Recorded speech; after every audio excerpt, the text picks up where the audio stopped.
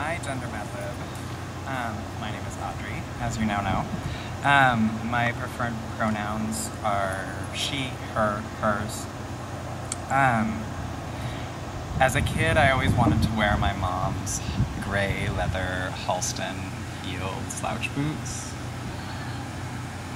but didn't feel like I could pull them off.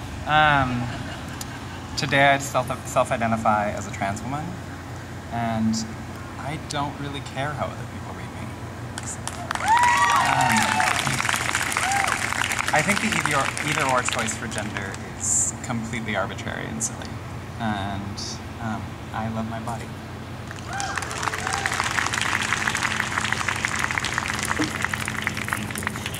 You guys are an amazingly beautiful audience, by the way. This is gorgeous.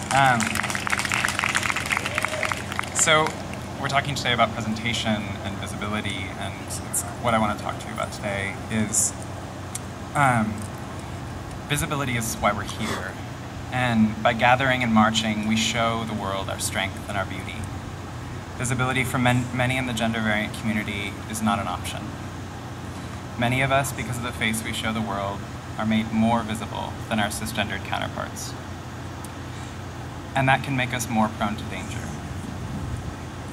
In passing, we run the risk of being found out, as if we were trying to keep a secret, and can also put us in harm's way. Being gender variant in the world is two-sided in this way, with the power of making a statement, as we do today, and as well as placing us under a microscope of scrutiny. I have lived in this world for 32 years. The first 30 of those I passed as male. For 15 of those, I lived as a visibly queer man. And for the last 2, I have given up my passing rights as male, to be happy. I'm happy about it. As a queer man, I suffered plenty of oppressive language and physical harassment, and it always shook me, but I took it and rolled with it. The last 2 years has shown me how afraid the world is of those who do not follow the rules of gender. The things that I have heard said about me, sadly, would probably not be a surprise to most of you here today. Some of them are faggot, freak, it, that, and those people. These are the politest of the negative things that I've heard to describe me. We hear these things said about us for not conforming to gender norms, and we are forced to roll with it.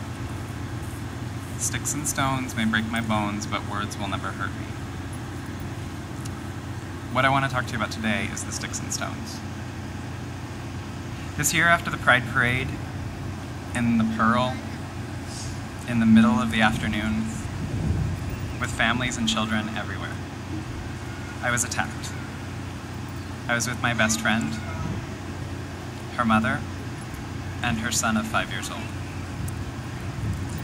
when a man attacked me for not conforming to gender norms. He said he would find me, and he said he would kill me. I froze. And thankfully, I made it out of that afternoon relatively physically unharmed. I am alive, and I see myself lucky for it. In the days that followed, though, I became more and more afraid. He said he would find me. He said he would kill me. If I could get attacked in broad daylight in downtown, where was I safe? A close friend of mine is trained in martial arts for the past 4 years, and has recently been learning how to teach women self-defense classes. I called him and asked him if he would teach me what to do so that I wouldn't freeze. I cried, and I fought, and I began to learn how to keep myself safe. And from that backyard lesson, I started to feel a little safer in the world. I talked with him about how I never wanted what happened to me to happen to anyone else again. and I asked him if there was any way we could start to put together a queer trans self-defense class. I've heard about self-defense classes for women for years, but what about the other people who are close to me, who suffer oppressive violence? From that day grew a project in which I'm very, very proud of, and that is Queer Trans Self-Defense. Queer Trans Self-Defense had our first 3-hour training on July 25th at the Q Center. Some of the people who trained there are here today. And the overwhelming response from participants was, "We want more." I and the other facilitators and trainers are committed to these classes being a safe space for all gender variant and queer folk, to being body positive and ability focused. I want to see all of us safe and happy. You can find out more information about upcoming events for self-defense classes, for de-escalation trainings on Facebook. Look up Queer Trans Self-Defense and join the group there. You can also email me at